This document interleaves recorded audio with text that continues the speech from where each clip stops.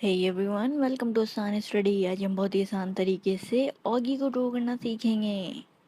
पहले ऑगी का face draw कर रहे हैं हम।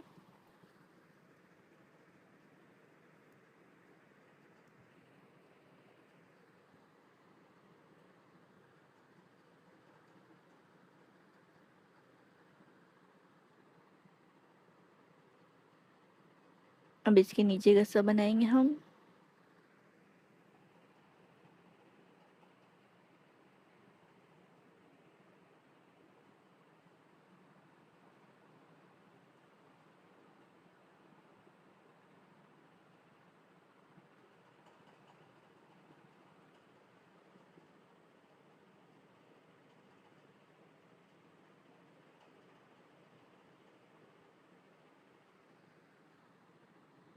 अब ब्लैक कलर करेंगे इसके नोज और माउथ में हम।